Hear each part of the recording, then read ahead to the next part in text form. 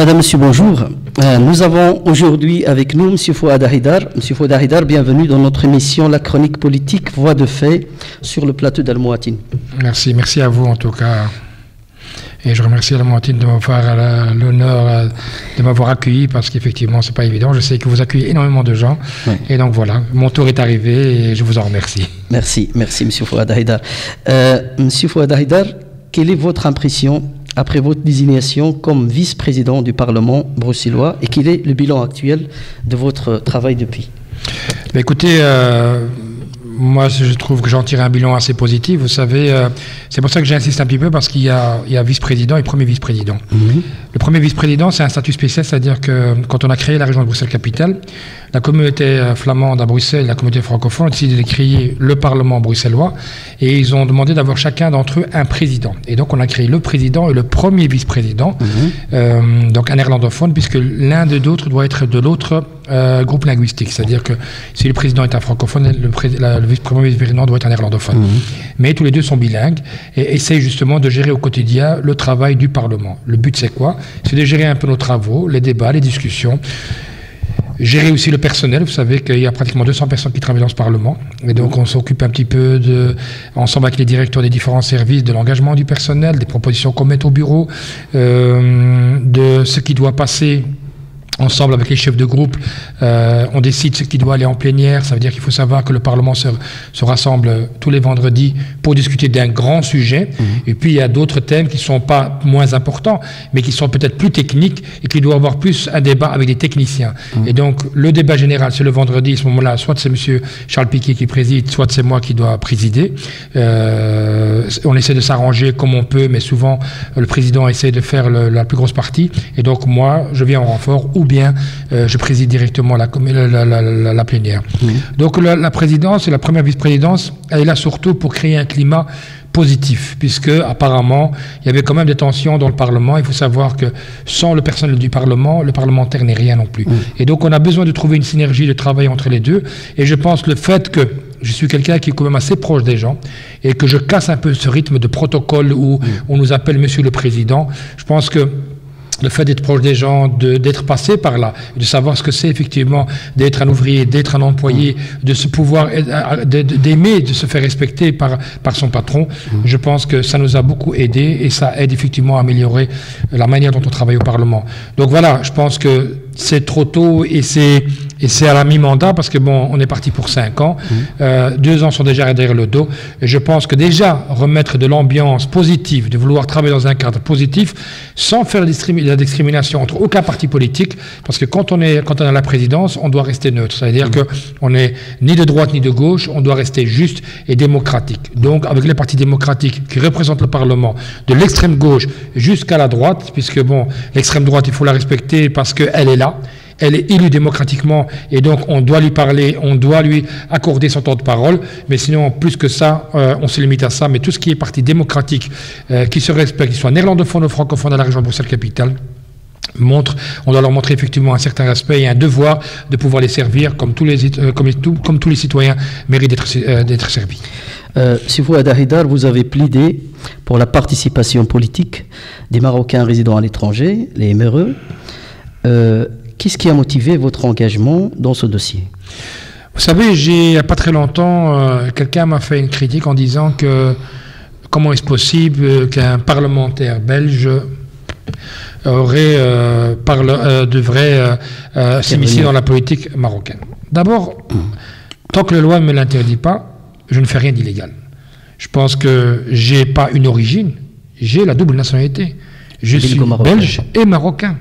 Et donc, je suis né effectivement dans ce pays, j'ai mes attaches dans ce pays, et comme je le dis souvent, la Belgique ou le Maroc, ce sont mes parents. Ce sont mes parents, ça veut dire qu'aujourd'hui, si quelqu'un devrait arriver à faire du mal à mon père ou à ma mère, il me trouvera sur sa route. Donc effectivement, aujourd'hui, le droit prévoit que le fait que j'ai une double nationalité me permet d'améliorer aussi le pays, effectivement, dont j'ai une autre nationalité, c'est-à-dire le Maroc.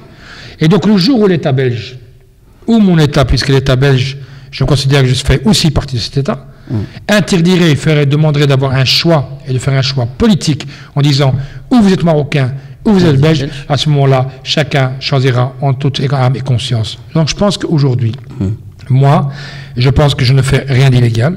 Je fais simplement ce que le droit me permet, c'est-à-dire améliorer à ma manière ce que je pense, ce qui serait bon pour un pays qui s'appelle le Maroc. Aujourd'hui, le Maroc n'est un pays ami, en dehors du fait que c'est un pays qui est mon pays, c'est-à-dire que quand je dis d'origine, je dis souvent, mais pourquoi vous voulez toujours me dire d'origine? Non, je suis belge et marocain. J'ai la double nationalité, ce sont mes deux pays, j'ai la chance d'avoir deux parents et je les respecte autant l'un que l'autre. Et donc, si je peux apporter ma contribution, pourquoi pas? Et donc, c'est pour ça qu'à un moment donné, c'est pas que j'ai fait un appel, j'ai demandé au gouvernement de respecter la loi. En 2011, ils avaient dit effectivement, suite à leur changement de constitution, à cette réforme qu'ils ont mis en place, qu'on allait pouvoir voter et de pouvoir choisir aussi, nous aussi, si c'est un parti de droite, de gauche, islamiste ou pas, qui puisse gouverner le gouvernement marocain, qui pouvait effectivement gouverner ce pays. Aujourd'hui, nous sommes la diaspora marocaine, entre 4 à 5 millions de Marocains à l'étranger. La loi l'avait prévu, mais malheureusement, ils ne l'ont pas appliquée. Et nous, on demande simplement d'appliquer la loi. C'est un droit pour tout Marocain qui vivant à l'étranger, qui se dit soi-disant Marocain résident à l'étranger, de pouvoir effectivement apporter sa voix. Et on aurait pu le faire via les ambassades ou les consulats. Ils ne l'ont pas fait. Ils ont décidé effectivement de ne pas donner la voix cette année-ci.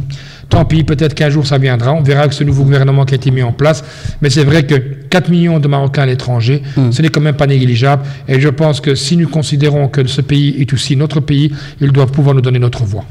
Maintenant que cette participation n'a pas eu lieu, à qui vous attribuez la responsabilité et quelle suite comptez-vous donner à vos engagements par rapport à ce dossier-là? Écoutez, moi je pense qu'il faut laisser le temps au temps. Ça veut dire qu'aujourd'hui, il y a un gouvernement qui vient d'être élu, qui va être formé. Donc on ne sait pas encore quelle tendance va-t-il prendre. Les sondages font on a vu que le parti du PJD, le parti de la justice et du développement, a quand même gagné 30 sièges. Nous avons vu que le PAM a pris 20 sièges. Donc voilà, ce sont des partis politiques marocains qui ont pris de l'espace dans le domaine politique ou dans le paysage politique au niveau du Maroc. Ce qui fait qu'aujourd'hui, ils devront faire des coalitions plus ou moins de 200 sièges sur les 400 ou 395 exactement pour pouvoir former un gouvernement. À partir de là, on verra qui sera ministre des Affaires étrangères, qui sera ministre de la politique de l'Intérieur. Et à ce moment-là, il faudra peut-être leur demander simplement de respecter la loi. Ils l'ont tous dit. Ils ont dit qu'ils allaient le faire. Malheureusement, on verra. On leur donne le bénéfice du doute. Et on verra effectivement si ces Marocains respecteront effectivement la loi. Mais d'autre côté, on fait un appel aussi au roi du Maroc. Puisqu'on sait très bien que le roi, quand il déclare quelque chose, c'est déclaré comme un dahir. Ça veut dire qu'aujourd'hui, il fait force de loi. Donc ça veut dire qu'aujourd'hui, je ne pense pas que le roi du Maroc est contre le fait que ses citoyens travaillant ou étant à l'étranger décideraient demain de ne pas voter ou de ne pas pouvoir voter. Je pense qu'aujourd'hui, soit il y a un signal fort du palais royal qui explique effectivement, tout en respectant le Parlement, en leur disant, écoutez, il y a la loi, elle a été votée, et donc on demande aux ministres de respecter leurs engagements. Ou bien à ce moment-là, je pense que ça veut dire que nous avons une loi pour rien, et donc c'est l'anarchie totale. Et à ce moment-là, on fait partie, on est tout droit dans une république bananière où effectivement nous votons des lois, mais elles ne sont pas appliquées. Mais pensez-vous, M. Fouad Haïdar, que cette exclusion va avoir des retombées dans les relations des MRE avec leur pays d'origine? Elle pourrait avoir des retombées, mais je pense qu'aujourd'hui, de toute façon, et le seul perdant là-dedans, ce ne sera que le Maroc, puisque aujourd'hui, si on dit aux gens vos deniers publics, vos finances, vos financements, votre argent, il est bienvenu, mais que vous n'avez pas le mot à dire dans notre pays, je pense qu'effectivement, à un moment donné, les Marocains vivant à l'étranger vont peut-être se dire à un moment donné, ok, j'espère que nous sommes plus que ça. Vous savez, pour la petite parenthèse, moi je me suis inscrit, et donc j'ai respecté la loi en disant, il y a les possibilités d'aller voter, donc je me suis inscrit sur un site, on m'a dit qu'on allait me répondre, et qu'on allait m'envoyer mon bulletin à vote, je ne l'ai jamais eu. Et je ne l'ai jamais vu. Donc aujourd'hui, effectivement, elles ont se dit dans la tête, est-ce qu'effectivement le Maroc n'a pas peur de ces Marocains vivant à l'étranger? Et donc ce serait un peu triste. Je pense que nous pouvons apporter beaucoup plus que ça. Je pense que notre pays, la Belgique aussi, peut avoir beaucoup. Je veux dire, le Maroc est un pays qui est là, qui est un pays ami. On a besoin de lui et on l'a prouvé dans le passé et tout, qu'effectivement nous pouvons faire des collaborations à tous les niveaux. Mais je pense que ce soit les Belges qui vont investir au Maroc ou que les Marocains puissent venir ici trouver un partenaire avec la Belgique, je pense qu'il y a beaucoup de choses à faire entre les deux pays. Nous pouvons être un trait d'union. Si le Maroc ne l'a pas compris, c'est dommage, surtout pour le Maroc et pas pour la Belgique. Venons-en à nos affaires belgo-belges. Nous avons vécu avec beaucoup de tensions et de tristesse les attaques terroristes de 2015, 2016. Vous, qui êtes avant tout un homme de terrain, à quoi attribuez-vous le phénomène de radicalisme ou de radicalisation parmi nos jeunes, et surtout les jeunes musulmans de Belgique? Vous savez, je suis passé dans un colloque et il y avait une personne qui parlait justement des prisons et de la radicalisation dans les prisons, parce qu'on sait très bien que beaucoup de jeunes se radicalisent parfois dans les prisons. Tout à fait. Et à notre grosse stupeur, on a constaté que ça fait des années que des bouquins sont déposés dans les prisons à Forêt, à Saint-Gilles, à Arlon, et d'autres prisons belges, et que ces bouquins venaient d'un certain style de livre. Donc il n'y a personne qui s'est dit un jour, je vais une fois contrôler qu'est-ce qu'on dit et quelle tendance religieuse est-ce qu'il y a dans tel ou dans tel bouquin. Donc aujourd'hui, on a eu pendant des années des bouquins dans nos prisons que personne n'a jamais contrôlés. C'est dangereux ce que vous dites. dites. Donc je pense qu'il y a eu à un moment donné un espèce de « ok ». Ils ont droit à la religion musulmane, chrétiens, juifs dans les prisons. Ils ont droit à un Coran. On a droit à certaines interprétations du Coran. Et donc, on leur donne des bouquins sans avoir contrôlé effectivement quelle tendance c'était. Une tendance salafiste djihadiste? Ou est-ce que c'était Dakfirin? D'où viennent ces bouquins? Quelqu'un a-t-il été contrôlé? Doit faire de l'autocensure? On doit permettre aux gens de pouvoir lire, mais de donner des bouquins qui vont effectivement créer la zizanie dans le vivre ensemble, ça, on ne peut pas l'accepter. Je pense que il y a d'abord deux, la colère. La colère, elle est là. Ça veut dire qu'aujourd'hui, on voit des images qui circulent sur le net et qu'on n'a pas bloqué depuis des années. Donc, et tout d'un coup, on s'est réveillé, on dit on va créer des cybercrimes qui vont lutter contre la cybercriminalité ou le cyberradicalisme. Mais on a traîné des années. Des années, on a traîné avant de pouvoir vraiment faire un travail de fond pour bloquer toutes ces vidéos qui viennent de partout. Parce que dès que quelqu'un signale une vidéo qui est dangereuse ou qui pourrait interpréter, ou que les jeunes pourraient l'interpréter de manière à ce qu'ils pensent que c'est la bonne parole, effectivement, il y a un problème. Troisième chose, dans les mosquées, il y a des mosquées encore aujourd'hui qui ne font aucune traduction. Et donc les gens vont chercher l'information sur le net et dans d'autres canaux, effectivement. Et donc ils essaient, donc indirectement, ils écoutent des discours qui ne sont pas l'islam qu'on veut entendre ou qu'on entend dans les mosquées. Vous savez, la radicalisation se passe, moi je ne dis pas dans les mosquées. Moi je n'ai jamais entendu un imam, mais c'est possible qu'il peut y arriver ça, qu'ils disent qu'il faut massacrer les mécréants, qu'il faut faire la guerre sainte, qu'il faut tuer des innocents. Dans quelle mosquée on entend ce genre de discours? Et je pense que si jamais il y a un discours comme ça dans les mosquées, c'est que la Sûreté de l'État n'a pas fait son travail. Je pense qu'ils entendent tout et ils voient tout. Et ils ont assez de gens qui travaillent chez eux que pour pouvoir effectivement pisser ce genre de gens et les arrêter au moment où il faut les arrêter. Mais dire aujourd'hui que malheureusement certaines mosquées effectivement devraient traduire leur prêche, s'il faut quitte à les payer, s'il faut un traducteur assermenté pendant 1 heure et qu'il vienne, qu'est-ce que ça va nous coûter? 50 €? 100 €? Mais au moins, effectivement, les gens comprendront la prêche, parce qu'on sait très bien que beaucoup de nos jeunes vont dans les mosquées et ne comprennent rien de la prêche, puisqu'effectivement, elle est faite en arabe. Beaucoup d'imams positifs viennent du Maroc, viennent d'autres pays pour venir donner la prêche ici. Et Dieu merci, le Maroc est un pays, je pense, modèle par rapport à ça. Mais il y a certains imams, malheureusement, qui ne connaissent pas la réalité de nos jeunes, qui ne connaissent pas la réalité du quotidien de nos jeunes et tout. Et ils devraient parfois avoir peut-être d'abord, avant de directement être dans une mosquée, connaître un peu comment ça se passe en Belgique, comment ça se passe nos jeunes, qu'est-ce qu'ils regardent à la télévision, quel est leur passé, quelles sont les habitudes qu'ils ont aujourd'hui et tout. Aujourd'hui, les imams connaissent un certain type de langage qui peut être valable dans un petit village au fin fond d'une montagne, mais il n'est pas valable dans une métropole comme Bruxelles, qui vivent avec des centaines de communautés différentes et qui ont avec des fois des jeunes qui se deviennent schizophrènes, qui doivent à la maison avoir une certaine éducation et quand ils sont dans la mosquée, dans une autre mosquée. Vous savez, le fait qu'on a traîné avant d'agir aussi en série a fait aussi que beaucoup de gens voyaient qu'il y a de l'injustice. Et je pense que, je le dis souvent, un homme qui n'a pas de colère en lui n'est pas un bel homme. Et je pense qu'à un moment donné, quand on a 22, 23 ans, qu'on n'est peut-être pas, on trouve pas directement du boulot, qu'on est peut-être, on se sent parfois discriminé, et puis parfois on a envie d'être utile, et puis on voit des images terribles où tu vois, et je répète souvent cette image que j'ai vue une fois sur une vidéo, d'une mère de famille qui crie, qui dit s'il vous plaît, si vous n'êtes pas capable de nous aider ou de venir nous défendre ici en Syrie, alors donnez-nous juste des pilules, ou envoyez-nous juste des pilules pour qu'on t'en pense parce qu'on te fait violer. Vous savez, chacun d'entre nous, nous avons aussi des sœurs, nous avons une mère, nous avons une femme, nous avons des filles. Et je pense que tout à chacun voudrait à un moment donné, si nous sommes en guerre ou si nous nous faisons massacrer par des animaux, excusez-moi les termes, parce que pour moi, ce n'est pas des êtres humains qui agissent de cette manière-là. Même les animaux ne font pas ça, même le mot animal, je pense, n'est pas suffisant pour eux. C'est de se dire que j'aimerais bien effectivement qu'on vienne m'aider. On a laissé traîner les choses pendant des années. Et puis il y a des jeunes qui à un moment donné se disent, moi je suis un justicier, je suis capable d'aller défendre ces gens, et je vais pourquoi pas aller prêter main forte à des milices privées qui sont sur place. Et je pense que tout ça a fait qu'à un moment donné, des jeunes se sont dit, c'est une guerre qui peut être juste. De l'autre côté, on a laissé ces jeunes aussi partir. Quand on allait dans les commissariats et qu'on disait à la police que les jeunes allaient partir, ils disaient oui, mais ils ont 18 ans, ils sont majeurs, on ne va pas commencer à bloquer les gens. Ok, d'accord. Mais aujourd'hui, ces gens sont revenus. Ce n'est pas un Syrien qui viendra. Ce n'est pas un Turc qui viendra.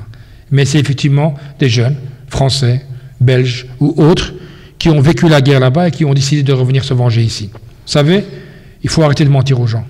On aurait dit, nous, effectivement, aux politiciens, à un moment donné dire aux Belges, à nos concitoyens belges, leur dire nous sommes en guerre. Nous sommes en guerre et que, effectivement, quand on est en guerre, on doit à un moment donné réfléchir qu'on puisse recevoir aussi des coups. Et que, malheureusement, que quand on va pour bombarder des territoires ou qu'on fait une coalition pour les bombarder des territoires, il faut à un moment donné se protéger et s'attendre effectivement que ces gens puissent peut-être un jour nous remettre les coups que nous portons. Malheureusement, ça fait très mal. Et ça fait encore mal. Parce que ce sont des innocents qui sont partis. Ce sont une certaine catégorie de gens qui font la guerre, et ce sont les citoyens qui doivent payer un lourd tribut. Aujourd'hui, nous devons dire à nos citoyens que nous sommes en guerre contre un territoire, contre Daesh ou contre, on peut les appeler comme on veut. Mais à un moment donné, on doit aussi dire à nos citoyens, puisque nous sommes en guerre, nous risquons d'être attaqués. Et donc, si nous risquons d'être attaqués, nous devons être vigilants. Je pense que c'est le discours aujourd'hui qui est mené dans les différents débats, les différentes discussions, en se disant aujourd'hui nous avons laissé certains jeunes partir, et à un moment donné ces jeunes ont décidé de revenir. Ont-ils un lien avec l'islam? Ce sont des criminels. L'islam n'a jamais permis à qui que ce soit de tuer une âme, de tuer un être humain. On sait très bien que s'il y a bien une chose que moi j'ai appris en tant que musulman, c'est que s'il y a bien une chose qui a de la valeur chez Dieu, c'est l'être humain, c'est l'âme. Quelle qu'elle soit, que ce soit la petite araignée que tu écrases pour écraser alors qu'il n'y a pas de raison, puisqu'elle passe son chemin, tu la laisses passer, que ce soit de l'animal, un animal, tu ne peux pas le gaspiller juste pour tuer. Alors on ne parle pas des êtres humains, des hommes et des femmes, tu vois, qu'ils soient chrétiens, qu'ils soient musulmans, qu'ils soient juifs, qu'ils soient athées, on n'a pas le droit de ôter la vie d'un être humain. Et je pense qu'aujourd'hui, il y a des innocents qui sont morts, je pense qu'il y a une réflexion qui doit être faite, mais il y a une chose qui est claire, c'est qu'on doit rester vigilant. Ce sont des gens qui sont prêts à tout, et nous simplement nous devons réfléchir en se disant, est-ce que la guerre, est-ce que c'est ça la solution? Est-ce que d'aller bombarder effectivement des zones effectivement de rebelles, c'est une chose, c'est la guerre contre la guerre.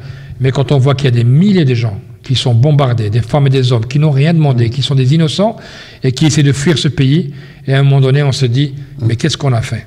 Alors, il ne faut pas s'étonner, effectivement, qu'il y a des gens qui nous remettent des coups, qu'ils soient syriens, qu'ils soient n'importe quelle personne de cette région-là. Je pense qu'à un moment donné, un homme qui n'a pas de colère ne va pas. Alors, nous, je ne dis pas qu'on doit accepter et qu'on doit être défaitiste, non. Mais alors, on doit se dire, on est en guerre, alors on doit prendre les mesures nécessaires pour, effectivement, trouver des solutions. Monsieur Fouad Haïdar, à votre avis, comment est-ce possible que les pouvoirs locaux, en contact avec la population, n'ont rien vu venir avant les attaques meurtrières de Malbec et de Zaventem? Vous savez, monsieur, je pense que je ne vais pas refaire le procès, je ne vais pas refaire les débats qu'il y a déjà eu dans la presse, mais vous savez, quand aujourd'hui on entend que certains policiers, parfois à Mechelen, à Malines par exemple, qui est ma ville natale, en Belgique, on a vu que certains policiers étaient au courant, puisque un policier lui-même a été fait une déclaration en disant qu'il savait que telle personne était à tel endroit. Et donc aujourd'hui, la police n'a pas fait son travail. Il y a eu des négligences. On sait très bien qu'il y a un problème de coordination entre la police. Et que, parfois, la police de Bruxelles n'a pas les informations de la police de Vilvoorde, que la police de Vilvoorde n'a pas les informations de Bruxelles, que ceux de Charleroi travaillent sur leur petit îlot, que ceux de Verviers aussi. Moi, ce qui me fait beaucoup de peine, c'est qu'aujourd'hui, beaucoup nous parlent d'extrémisme et de radicalisme à Bruxelles, alors que c'est un phénomène qui a toujours existé et qui existera et continuera à exister.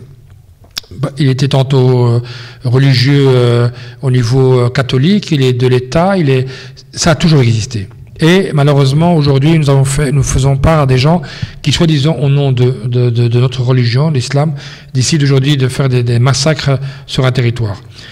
On n'a pas fait venir, je ne sais pas. Je pense qu'on a parfois négligé des choses. Je ne crois pas que quelqu'un décide du jour au lendemain de se dire bah, écoutez, je sais qu'il y aura 100 morts là-bas, je ne vais rien faire, je vais laisser mourir. Je pense qu'il n'y a pas un policier qui peut réfléchir comme ça. Mais je pense qu'il y a des gens qui ont négligé. Et la négligence, elle se paye. Alors on demande parfois, nous, notre commissaire à Malines, enfin on a demandé à notre échevine, au ex-échevine plutôt du SPA à Malines, de demander effectivement la démission ou au moins d'isoler le policier qui a estimé que cette information n'était pas fiable. Et à cause du fait qu'on a estimé que cette information n'était pas fiable, que M. Intel se trouvait à tel endroit et qu'il avait peut-être l'intention de faire un attentat, sur base de ça, on aurait pu peut-être éviter que 35 morts. Vous savez, moi je pense qu'aujourd'hui, la sûreté de l'État, c'est beaucoup. Elle entend beaucoup. Malheureusement, peut-être qu'elle écoute les mauvaises personnes. Mais vous savez, si quelqu'un veut faire un attentat, vous pouvez mettre tous les militaires dans la rue. S'il a une bombe sur son sac et qu'il a envie de tirer avec une mitraillette, il tuera 10, 15, 20 personnes et les militaires compris dedans. Aujourd'hui, il faut faire attention qu'on ne rentre pas dans un grand angoisse. Vous savez, la politique aujourd'hui, c'est que avant on parlait d'angoisse, on parlait de l'insécurité dans certains endroits, comme si c'était effectivement une exception. Aujourd'hui, l'insécurité ou le programme de sécurité, c'est devenu quelque chose qui est constant. Alors on doit faire très attention. Nous avons des problèmes, il y a eu des choses au niveau local qui a touché notre économie, mais Dieu merci, c'est un infime problème par rapport à ce que les gens vivent tous les jours. Dieu merci, il y a beaucoup de choses positives à Bruxelles, il y a beaucoup de choses positives en Flandre, il y a beaucoup de choses en Wallonie. Ce que moi je combats souvent, c'est ces démagogues en Flandre et parfois en Wallonie qui veulent nous montrer que nous sommes les rois du terrorisme et que tout se passerait à Bruxelles. Vous savez, les premiers terroristes que nous avons attrapés, si on peut les appeler des terroristes, et si ce sont des terroristes radicaux, c'est bien à Verviers. Si on parle de Belirach, et si Belirach a à voir par rapport à ça, c'est bien que ça s'est passé à Wevelgem du côté de Gand. Si on doit savoir ce qui s'est passé au Limbourg, on peut les compter sur les doigts de la main peut-être, mais ils étaient au Limbourg. Sheriff au Belgium, ce n'est pas un produit bruxellois, c'est un produit d'Anvers. C'est Malines, c'est Vilvoorde, ce sont des communes par coup de dizaines qui se situent en Flandre ou en Wallonie. Arrêtez de stigmatiser Bruxelles. Arrêtez de stigmatiser les Bruxellois. Et effectivement, il y a eu des gens à un moment donné qui se sont associés, rassemblés dans un appartement pour toucher le territoire français. Alors, aujourd'hui, l'Europe régulièrement se rassemble pour décider à participer à des guerres comme à l'OTAN. Est-ce qu'on doit venir taper Arnhes? Est-ce qu'on doit venir bombarder Evere? Parce que les gens ont décidé dans un territoire en disant ce sont les Everois qui ont décidé? Non. Ce sont des individus qui ont du pouvoir et qui ont décidé à un moment donné de se dire nous allons faire mal à un pays qui s'appelle la France. Nous devons être d'accord avec ça? Loin de là. On va condamner toutes sortes de violences et tout. Mais il faut à un moment donné arrêter que des gens, que ce soit le ministre de l'Intérieur ou que ce soit d'autres personnes, puissent constamment prendre l'étendard de Molenbeek en disant Molenbeek, Molenbeek, alors qu'effectivement les problèmes sont souvent surgis ailleurs. Avant que nous connaissions Sheriff au Belgium, on n'avait pas de problème à Molenbeek. Et donc il fallait voir ce qui s'est passé à Vilvoorde, il fallait voir ce qui s'est passé à Mechelen, il fallait voir ce qui s'est passé à Anvers, il fallait voir ce qui s'est passé à Verviers, et toutes ces grandes communes, effectivement, où on a laissé faire pendant des années, où on a fermé les yeux. Mais aujourd'hui, on se concentre sur Bruxelles. Pourquoi les gens viennent à Bruxelles? Parce qu'on sait se cacher, parce qu'il y a une population importante de la communauté peut-être musulmane qui habite dans certains quartiers en paix et qui se cachent parmi ces gens plus facilement que s'ils étaient par exemple dans un quartier à Malines ou dans d'autres quartiers parfois au fin fond du Limbourg, alors qu'on peut compter autant d'étrangers mais ils sont peut-être plus dispersés, tandis qu'à Molenbeek ou à Schaerbeek nous avons une rue et on peut facilement se cacher parmi la population.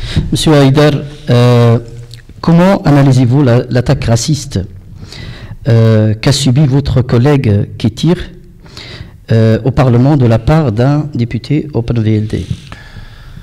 Écoutez, je pense que ma collègue Myriam Ketir a très bien réagi en disant « Monsieur est venu, il s'est excusé en public Pas une petite excuse en disant, excuse-moi, ma Myriam, ça ne se reproduira plus. Non. Il y a eu une conférence de presse, et devant toute la Belgique, il a déclaré effectivement qu'il s'excusait, qu'il a fait une erreur. Vous savez, il faut s'apprendre à pardonner aussi. Il faut apprendre à pardonner.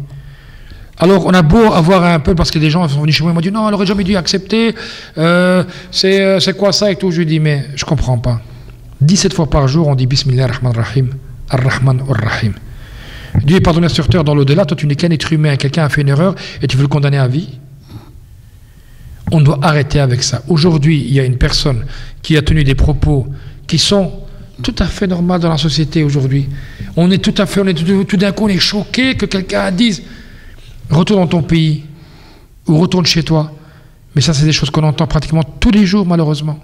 Peut-être un peu moins nous, parce qu'effectivement, nous avons un certain statut, et qu'ils savent très bien que nous sommes capables de remettre peut-être du point, mais il y a beaucoup de gens qui subissent tous les jours le racisme. Et donc, à un moment donné, effectivement, on doit y travailler et essayer justement de voir qu'est-ce qui se passe qu'aujourd'hui, dans une ambiance, on a une espèce d'ambiance comme ça aujourd'hui, où beaucoup de gens se sont permis de pouvoir insulter à tort et à travers, surtout depuis que la NVA est au pouvoir.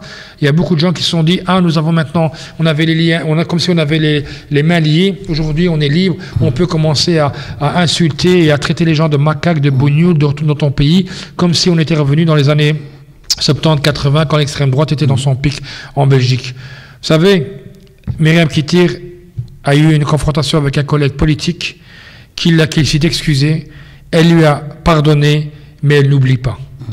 Ça, ce qui est important, c'est d'être vigilant et de dire aux gens que ce genre de comportement, nous ne l'acceptons pas et nous ne l'acceptons plus. Nous sommes ici chez nous, nous sommes nés ici, nous avons grandi ici, nous avons étudié ici, nous sommes des citoyens à part entière, que ça leur plaise ou que ça ne leur plaise pas. Maintenant, il y a une chose qui est sûre, c'est que effectivement, ça fait mal d'entendre ça d'un collègue politique, d'un parti démocratique, mais je peux vous assurer que beaucoup de gens au niveau du VLD n'ont strictement rien à voir avec cet individu. Monsieur Fouad Haïdar, vous, en tant qu'acteur de terrain, en tant qu'acteur politique, comment voyez-vous l'avenir des jeunes des quartiers populaires face aux multiples problèmes sociaux qu'ils vivent aujourd'hui, école, emploi, logement, discrimination diverses, etc. Vous savez, on ne va pas dire qu'il n'y a pas de problème, bien au contraire, on a des dizaines de jeunes, des centaines de jeunes, c'est parfois des milliers de jeunes dans certains quartiers qui ne trouvent pas de travail. Alors vous savez, ce qui est très important, c'est qu'ils puissent avoir une formation. On sait très bien que la formation, c'est déjà 50% de la solution. J'ai bien dit 50% et pas à 100%. Pourquoi? Parce qu'aujourd'hui, nous avons des milliers de femmes qui sont exclues du marché de l'emploi juste parce qu'elles portent un bout de tissu sur la tête. Voilà. Donc ces femmes n'ont rien demandé, elles ont simplement décidé d'étudier, de travailler, de bosser, d'amener leur poids, d'obtenir un diplôme et de porter leur connaissance sur le marché de l'emploi. Il y a pourtant du travail pour ces jeunes filles, elles ne sont pas engagées parce qu'elles portent un bout de tissu. Je pense qu'il serait temps que les gens comprennent que nous devons engager les gens selon leurs compétences. Pas parce qu'il est marocain, turc, belge, ça ne m'intéresse pas. Ce qui nous intéresse, c'est de savoir est-ce que la personne a les diplômes compétents pour faire ce travail-là, ou les compétences elles-mêmes, pas spécialement un diplôme, pour pouvoir faire ce travail-là. Je pense que là, effectivement, on avancerait déjà bien.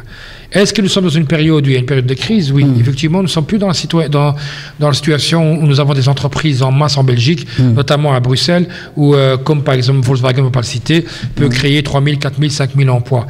Effectivement, on va arriver dans une situation où il n'y aura peut-être pas du travail pour tout le monde. Et donc, je pense que le gouvernement, à un moment donné, doit se dire, il n'y aura pas de travail pour tous.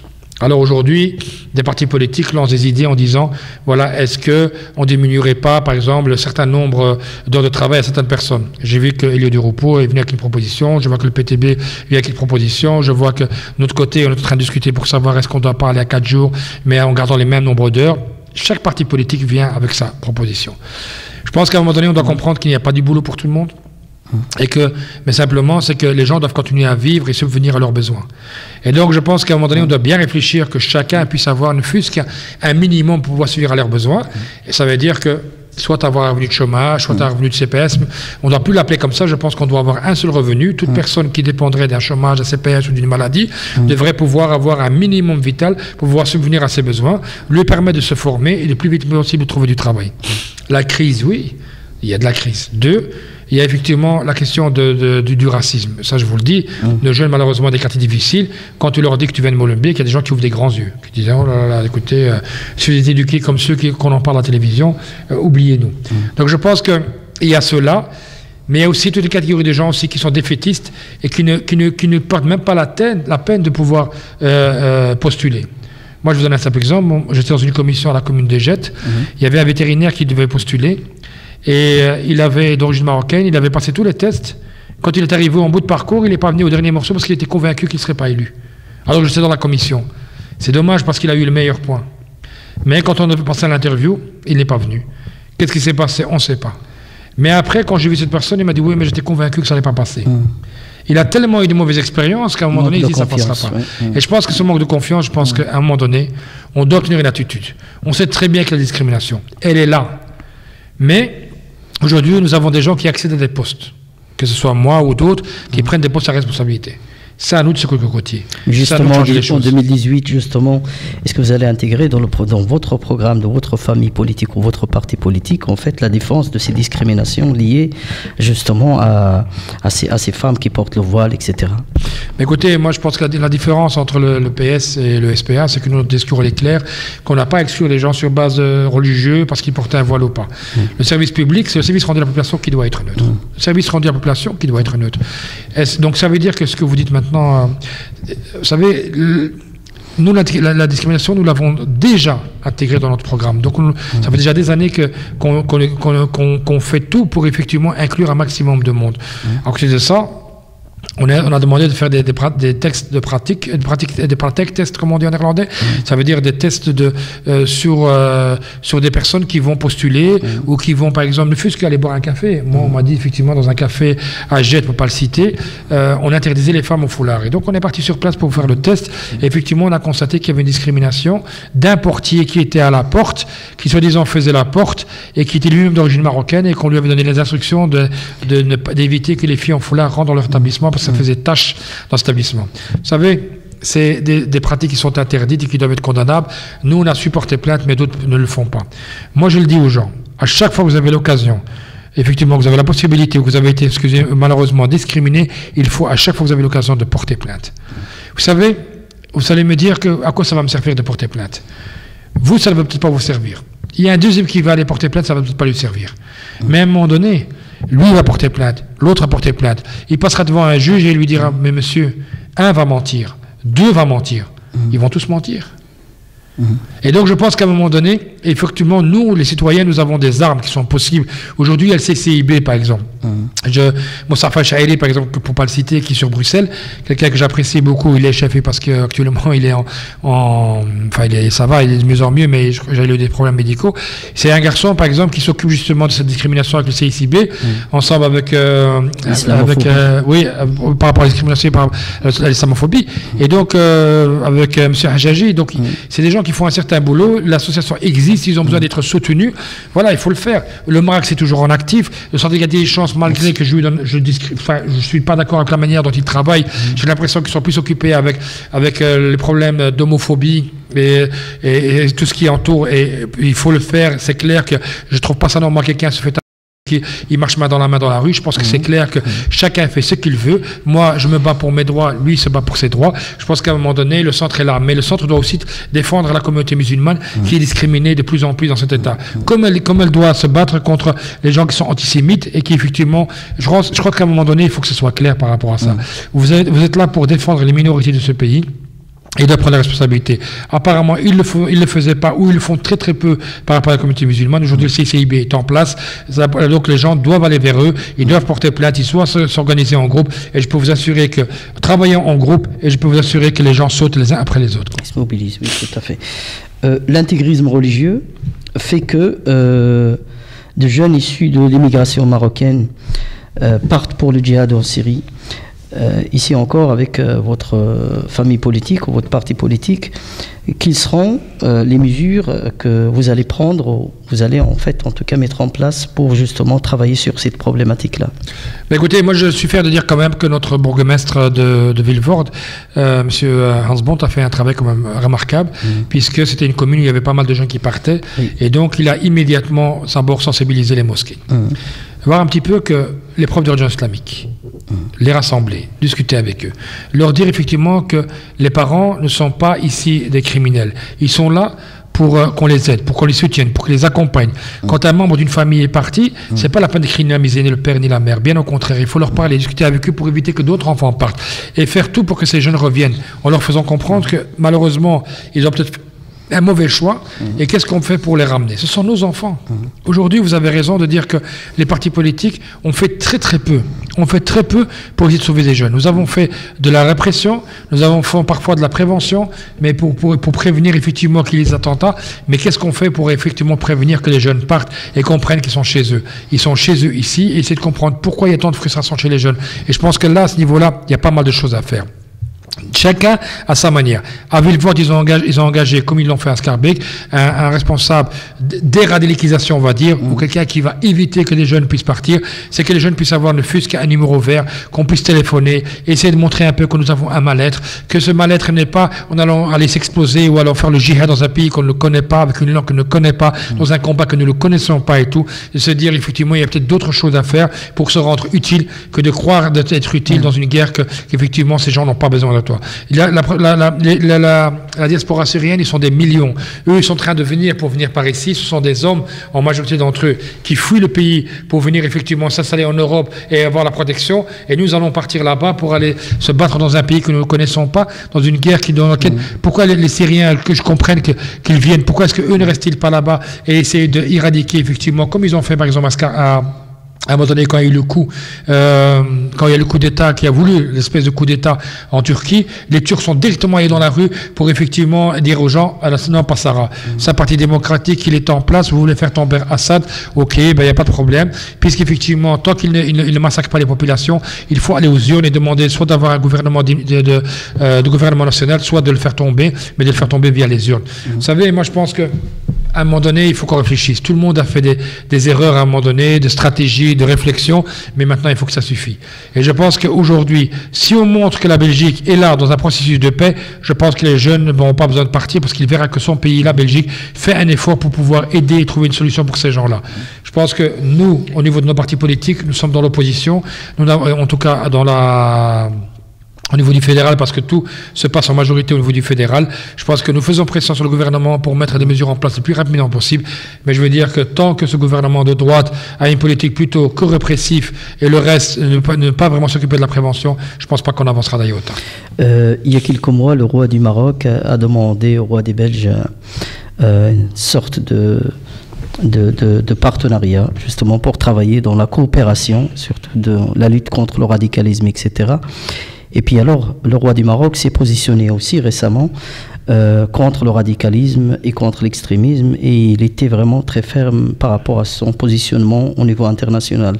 Qu'est-ce que vous avez à dire par rapport à ça? En tout cas, nous on est fiers du roi du Maroc, c'est ça le plus important, c'est de voir qu'effectivement, comme l'ont toujours dit plusieurs experts, le Maroc, effectivement, a un islam de l'Ouassat, comme on dit, l'islam du juste milieu. Vous savez, le juste milieu, ça veut dire qu'aujourd'hui, un homme et une femme peuvent faire des erreurs, peuvent se tromper, peut tantôt virer à droite, virer à gauche, mais c'est pas pour ça qu'on va le condamner à vie. Je pense que il y a personne qui a la vérité suprême. Laissons à Dieu décider de l'avenir des hommes, si demain il doit aller en enfer ou au paradis. Parfois je parle avec certains en leur disant, mais est-ce que vous avez mis Dieu au chômage? Mais vous êtes qui, vous? Je veux dire, laissez Dieu décider si demain mon comportement est négatif ou positif, si effectivement je dois être condamné, si je dois aller en enfer.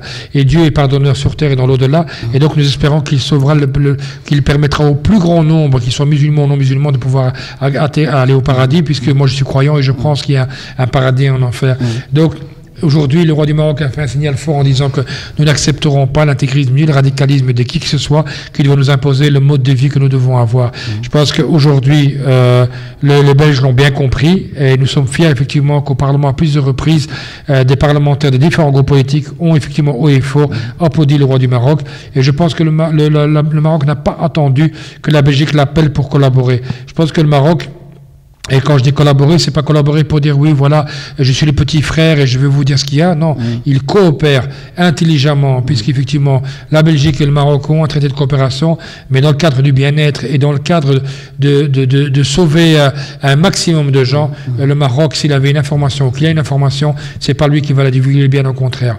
Il considère que chaque être humain est une vie à sauver et une vie à préserver. Et donc, je pense que le Maroc est un modèle à ce niveau-là, à suivre pour beaucoup d'autres pays qui, malheureusement, n'ont certainement pas la stature de notre roi, qui ont montré effectivement que c'est un pays fier, honnête, avec beaucoup de sens de coopération.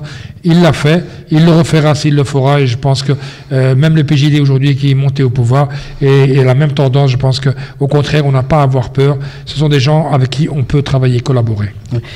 Monsieur Fouad Haïdar, vous êtes un des seuls belgo-marocains qui ont travaillé sur le dossier du Sahara marocain. Et votre position a toujours été très claire par rapport à la défense de ce territoire. Quelle est peut-être, selon vous, la solution pour justement régler ce problème qui a duré maintenant plus de 42, 43 ans maintenant presque? Vous savez, la question du Sahara, c'est une question assez délicate, et je pense que nous, en tout cas, le gros problème, c'est qu'on doit d'abord informer les gens. Beaucoup de gens ne savent même pas de quoi on parle. Moi, j'ai eu l'occasion de parler avec plusieurs collègues qui ont été invités par des gens qui sont pro-Polisario. Et la seule chose qu'il a, c'est qu'il entend que le Maroc est colonisateur, qu'il colonisait un territoire dans son esprit à lui, colonisateur, comme lui il voit les choses. Comme le Belge a conquis le Congo et que c'était pas correct et qu'il faut quitter. Alors, quand il parle comme ça, effectivement, il se dit, ah non, c'est pas juste, il serait temps de libérer vos colonies, puisque vous-même, vous avez été à un moment donné, pas colonisé, mais sous tutelle de la France, sous protectorat français. Et donc, ils ne comprennent pas effectivement que le Maroc a toujours été là. Et ça a toujours été un territoire marocain, et que effectivement les informations que le Polisario transmet très intelligemment et très sournoisement via leur site, via leur coopération, via des deniers publics qui viennent de différents pays sans les citer, à un moment donné avec la Libye et puis l'Algérie qui à un moment donné qui avait repris un peu le dessus, en essayant effectivement de tromper les gens par rapport à ce sujet. Vous savez, j'ai toujours dit, comme je n'ai jamais accepté et que je n'accepterai jamais qu'on sépare notre pays, la Belgique, en deux, je n'accepterai pas qu'on coupe le Maroc en deux. Donc, quelque chose qui est clair à ce niveau-là. Je pense que je n'ai pas d'ambiguïté quand je répète, comme tout à l'heure, je vous ai dit, choisir entre mon père et ma mère, je ne choisirai pas. Je ne choisis pas entre mon père et ma mère, et je dis clair et net, si quelqu'un veut faire du mal à mon père ou à ma mère, il me trouvera son chemin. Autant je n'accepterai pas qu'on divise le Maroc en deux par rapport à son Sahara, autant je n'accepterai pas que la Belgique soit séparée en deux par rapport à la Flandre ou la Wallonie. Et donc je pense que, je le dis souvent à nos concitoyens qui ont la double nationalité, qui sont marocains, de ne pas avoir honte de pouvoir parler, de débattre là-dessus, d'en discuter. Comme il y a d'autres thèmes qui nous intéressent, on discute sur la Palestine, on parle d'Israël, on parle d'autres territoires à travers le monde. Pourquoi nous ne pourrions pas parler de ça? Pourquoi nous ne pouvons pas nous parler de ce qui s'est passé avec le Kosovo, le Monténégro et tout ce qui s'ensuit? Pourquoi aujourd'hui, effectivement, on n'a pas le droit de parler d'un territoire dans lequel nous avons la nationalité de ce pays? Et donc, jusqu'à preuve du contraire, tant que ce n'est pas illégal, que le droit me le permet et que j'ai fait ce choix, pourquoi aujourd'hui je ne pourrais pas dire haut et fort que je suis autant belge que marocain? Et qu'effectivement, quand je vois qu'il y a des gens qui font tout pour faire effectivement la fitna, comme on dit, c'est le chaos, rendre le chaos au Maroc, je veux dire, c'est un territoire stable, effectivement, le Maroc. C'est un pays ami, qui est la porte de l'Afrique et tout. Qu'est-ce qu'ils veulent au fait? Est-ce qu'ils veulent au fait la zizanie dans ce pays? Et donc je pense qu'aujourd'hui, il y a des tribus rivales, et on sait très bien qu'il y a des ex-membres du Polisario qui ont quitté le Polisario, qui disent les choses comme elles sont, mais on ne veut pas les écouter. Et donc je pense que c'est une question de fric de nouveau, c'est une question effectivement de pouvoir, et je pense qu'à un moment donné, il faut que ça s'arrête. Le Maroc est en train de gaspiller ses sous au lieu de développer son pays. Tu vois, du nord au sud, il est en train de mettre des moyens financiers dans l'armée, dans plein d'autres choses pour surveiller les territoires, alors qu'effectivement, aujourd'hui, cet argent, nous avons besoin pour l'investir. Vous savez, le Maroc coopère, il a plus de 15 000 soldats, 15 000 personnes, aujourd'hui, qui sont à la frontière et qui protègent la frontière espagnole, en tout cas vis-à-vis du Maroc, pour éviter que les gens quittent. Vous savez, si ces 15 000 soldats devaient quitter, c'est toute l'Afrique qui se retrouverait en Europe. Alors, le Maroc n'a pas beaucoup de moyens. Il est aidé certes par l'Europe, mais ce n'est pas les deniers publics européennes qui vont permettre à ce Maroc de se développer. Et le Maroc, ce n'est pas des coups qu'il a besoin aujourd'hui, c'est de l'aide. Il a besoin juste de la justice. Il ne demande pas plus que son droit. Mais aujourd'hui, chaque fois, tôt et tard, et revenir avec l'Europe qui est pris de chaque fois avoir une espèce d'épée Damoclès tout le temps sur le Maroc en disant attention, attention ci, attention ça, et que c'est l'Amérique, ou que c'est l'Europe, ou un autre pays, ou la Chine qui va décider de l'avenir du Maroc, ça, il faut que ça suffise. Le Maroc est un pays souverain. Il doit simplement, en tout état de cause, trouver une solution le plus rapidement possible à ce conflit. Mais on demande que d'autres pays ne s'immiscent pas dans ce conflit, c'est-à-dire laisser le territoire, c'est-à-dire ce territoire Sahara marocain, pour moi qui est Sahara marocain, et pour d'autres qui disent Sahara occidental, de laisser ces gens-là régler leurs histoires entre eux avec l'ONU, et que l'Algérie, que la Libye, tous ces autres pays se mêlent de ce qui leur regarde, et je pense que tout ira pour le mieux pour le monde. Monsieur Fouad Haïdar, pour conclure notre agréable entretien, je vous propose de compléter ces quelques phrases. Aujourd'hui, l'homme avec un grand H devrait être au service de la population.